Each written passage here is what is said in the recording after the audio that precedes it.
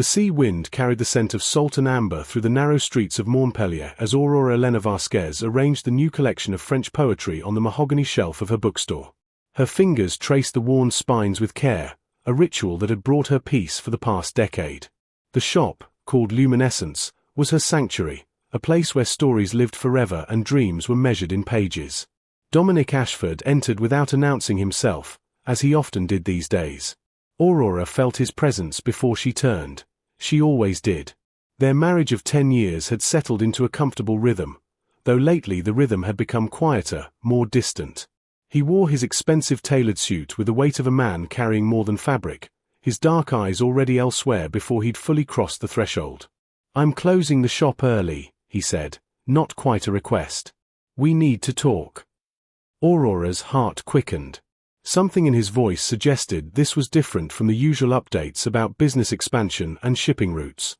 She locked the front door and followed him upstairs to their apartment above the store, where afternoon light filtered through lace curtains. Dominic stood by the window, his silhouette sharp against the golden glow. When he finally spoke, his words fell like stones into still water. He was leaving her.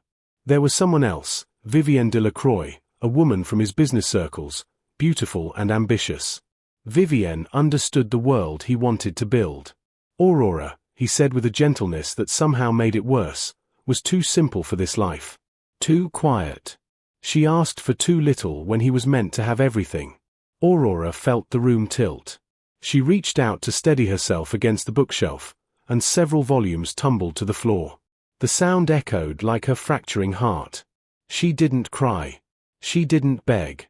Instead, she looked at the man she had loved and realized he had been disappearing long before this moment. "When?" she whispered. "Tonight," he answered. Within hours, he was gone. The lighthouse cottage appeared like a refuge when Aurora arrived with 2 suitcases containing everything she could carry. Her grandmother had left it to her years ago, a place Aurora had visited in childhood, watching the beam of light sweep across dark waters. Now it belonged to her completely, the only thing in her life that felt certain.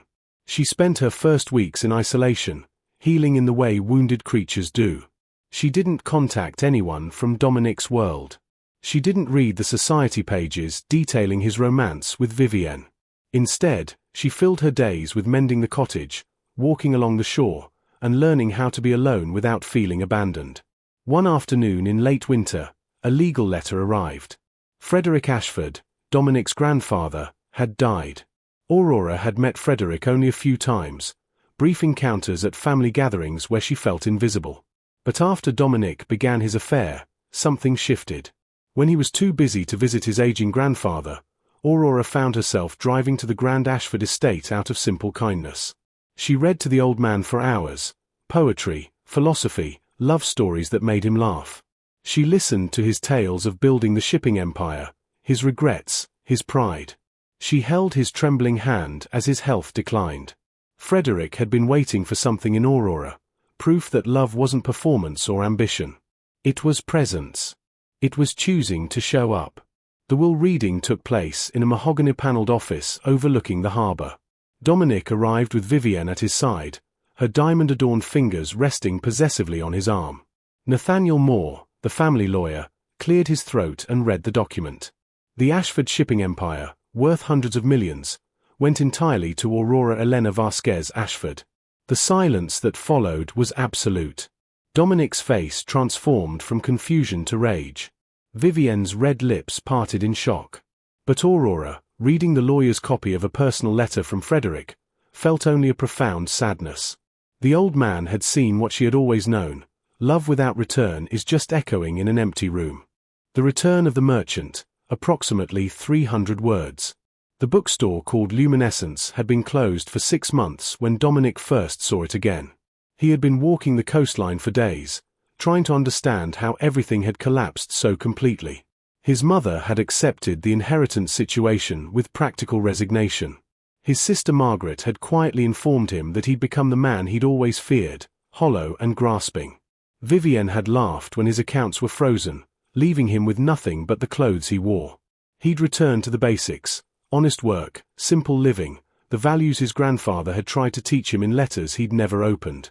The bookstore reopened on a Tuesday morning, and Aurora had redecorated. The shelves were warmer now, organized by feeling rather than author name. There were comfortable chairs where customers could sit and lose themselves in stories. Fresh flowers adorned the counter. The entire space radiated a quiet joy that Dominic recognized as Aurora's essence, the part of her he'd been too ambitious to appreciate. He began visiting regularly, always late in the afternoon when the shop was nearly empty. He would browse, buy something, leave money on the counter, and depart before she emerged from her office. Each visit was a penance and a prayer. One autumn day, their eyes met across the rows of books. Aurora was reaching for a volume on a high shelf, and Dominic stepped forward instinctively to help. Their fingers brushed, and the spark of recognition, of everything they'd been, passed between them. "Dominic," she said, and his name sounded like forgiveness and warning combined. "Aurora," he answered, finally speaking her name aloud in what felt like a lifetime. His eyes searched hers. She was radiant, independent, powerful. The gentle woman he'd left behind had become someone impossible to ignore. "I've been waiting for you," she said quietly, "not because I want you back, but because I needed to see if you could find yourself first." Dominic understood then that she had been watching him all along, measuring his transformation not in grand gestures but in consistent, humble choices.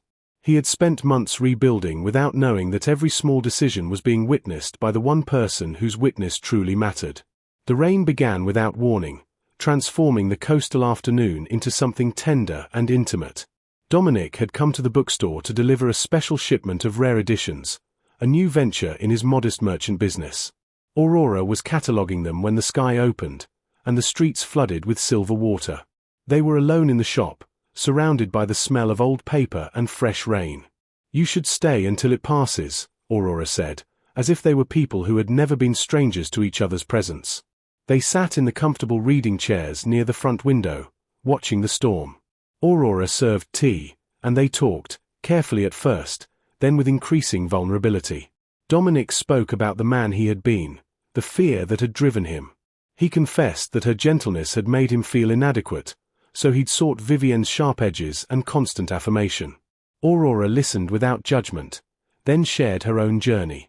How the inheritance had terrified her because she'd never wanted anything from him except his love. How she'd spent months learning that she was enough on her own, that her worth wasn't measured by what he reflected back to her. "I never wanted your empire," she whispered.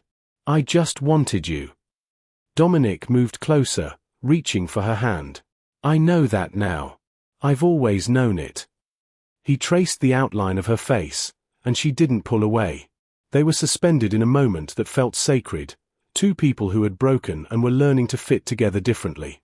His lips met hers, soft and hesitant, asking a question rather than demanding an answer.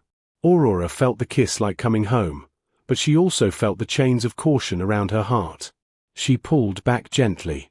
"Not yet, Dominic. I need to know this is real, that you're not chasing me because you lost everything else. I need you to choose me after you've learned to choose yourself." Dominic nodded, understanding that this second chance was earned through time, not claimed through words.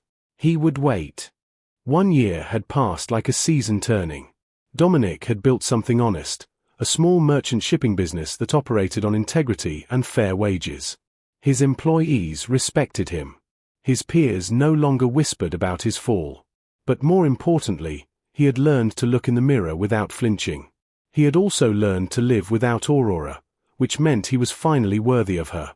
On an evening when the lighthouse beam swept across darkening waters, Dominic walked to the cottage with a letter in his hands.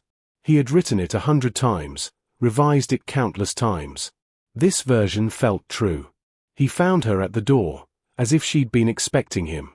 "I have something for you," he said, offering the envelope. Inside, Aurora found 2 documents. The first was Frederick's final letter, written in the old man's trembling hand. "My dear Aurora, you showed me something I'd forgotten existed, love that asks for nothing and gives everything. You reminded me why legacy matters. Not as possession, but as the mark we leave on hearts. I give you the empire not because Dominic doesn't deserve it, but because he must first learn to deserve you. If he ever does, the empire becomes his once more, because it will mean he's truly changed. Love him only if he loves himself first." The second letter was Dominic's own words. Aurora, I spent the last year becoming someone I could respect. Not to win you back, but because you deserved a partner worthy of your goodness. I'm releasing my claim on the empire. I'm releasing my claim on you. I'm simply telling you that I have learned to choose myself, my values, my integrity, my authentic self. That choosing has taught me that choosing you should come from wholeness, not desperation. If you ever choose me again, it will be because we choose each other freely, as equals, as people who have loved themselves enough to love another well. I won't contact you again unless you reach out. I love you, not as a dream, but as a reality I'm willing to lose to honor. Aurora read the letters twice, her vision blurred by tears. She looked up at Dominic, and in his eyes she saw not the man who'd left her, nor the man seeking redemption, but the man he'd become, honest, humble, whole. She stepped forward and took his hand. I've been waiting for this, she said. Not the letter, but you. The real you. Dominic pulled her close, and they kissed as the lighthouse beams swept across them, illuminating two souls who had traveled through darkness to find each other again. Ti amo profundamente, he whispered against her hair. Eres mi razón de ser, mi amor eternamente. Quiero pasar cada día, cada momento contigo, siendo hombre que merece tu corazón. Eres mi luz, mi redención, mi hogar. Te prometo que nunca dejaré de elegirte. Aurora smiled, understanding every word. She answered in kind, her voice trembling with emotion. Ti amo también, Dominic. Con todo lo que soy, con todo lo que seré. Eres mi segundo comienzo, mi verdadera historia de amor. Juntos, escribiremos la vida que siempre debimos vivir. They stood by the lighthouse as the golden sun melted into the horizon, two hearts finally beating as one.